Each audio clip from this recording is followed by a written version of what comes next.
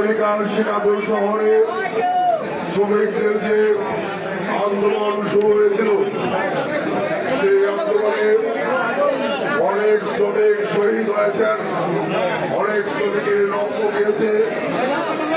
তার বিনিময়ে আমেরিকা সহ সারা বিশ্বে শ্রমিকদের ন্যায্য অধিকার প্রতিষ্ঠানের যাত্রা শুরু হয়েছিল। শ্রমিকদের শ্রমের সময়সীমা এবং উপযুক্ত মজুরি নির্ধারিত হয়েছিল। সেই থেকে এই দিবসটিকে শ্রমিকদের সেই শহীদের আত্মার প্রতি শ্রদ্ধা জানিয়ে একই সাথে শ্রমিকদের অধিকার প্রতিষ্ঠার যে স্বীকৃতি, সেটির প্রতি শ্রদ্ধা জানিয়ে সারা বিশ্বে এই দিনে আন্তর্জাতিক শ্রমিক দিবস পালিত হয়, যার অংশ হিসেবে আজকে জামালপুরে বাংলাদেশ জাতীয় শ্রমিক দল সহ বিভিন্ন শ্রমিক সংগঠনের নেতৃত্বে ফুলগাড়ি চত্বরে সমবেত হয়েছে জামালপুরের শ্রমিকরা। পরবর্তীতে জামালপুরের জেলা প্রশাসন, বিশেষ করে জেলা প্রশাসনের প্রতিনিধি এডিএম মহোদয়, অতিরিক্ত জেলা প্রশাসক সার্বিক মহোদয় এবং আমাদের শ্রম অধিদপ্তরের কর্মকর্তাদের নেতৃত্বে বিভিন্ন রাজনৈতিক নেতৃবৃন্দ এবং শ্রমিক নেতৃবৃন্দের নেতৃত্বে আজকের এই বিশাল র্যালি জেলা প্রশাসক কার্যালয়ে সমাবেত হয়েছেন। সকলকে আন্তরিকভাবে ধন্যবাদ, কৃতজ্ঞতা জানাচ্ছি। যাদের জীবনের বিনিময়ে শ্রমিকদের অধিকার প্রতিষ্ঠার যাত্রা শুরু হয়েছিল, তাদের আত্মার প্রতি শ্রদ্ধা নিবেদন করছি। যাদের জীব সংরক্ষ গেছে, তাদের প্রতি সমবেদনা জ্ঞাপন করছি। সেই সাথে দৃঢ়তার সঙ্গে ঘোষণা করতে চাই, শ্রমিকদের মাথার ঘাম শুকানোর আগে শ্রমিকদের ন্যায্য মজুরি নিশ্চিত করতে হবে।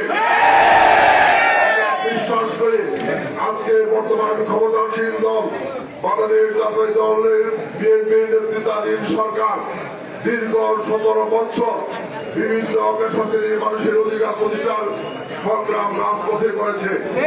শ্রমিকদের অধিকার প্রতিষ্ঠার সংগ্রাম রাজপথে করেছে। আমার বিশ্বাস বিএনপির মাননীয় চেয়ারম্যান, বর্তমান মাননীয় প্রধানমন্ত্রী তারেক রহমানের নেতৃত্বে শ্রমিকদের অধিকার প্রতিষ্ঠা হবে, তাদের যথাযথ মজুরি এবং তাদের কাজের সময়সীমা নির্ধারণ করা সহ শ্রমিকদের সকল জামালপুরের জনগণের ভোটে নির্বাচিত প্রতিনিধি হিসাবে জামালপুরের সর্বস্তরের শ্রমিকদের পক্ষ থেকে মাননীয় প্রধানমন্ত্রীর কাছে আমরা সেই দাবি উত্থাপন করছি। জামালপুর ভাইরা, আমাদের রেলের কার্যক্রম এখানেই আমরা শেষ করছি।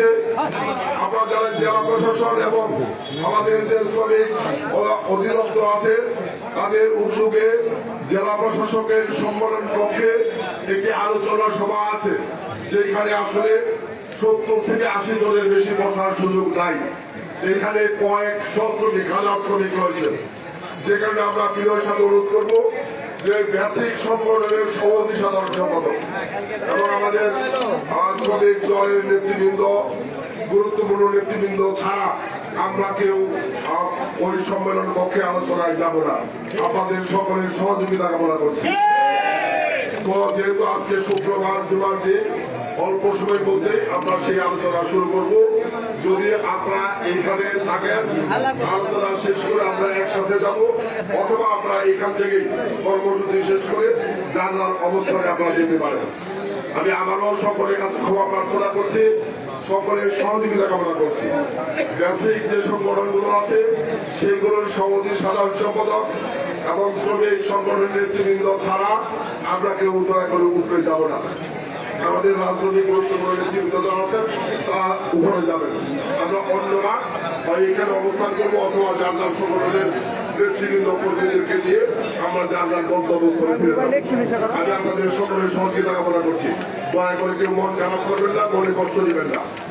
যেহেতু এখানে বসার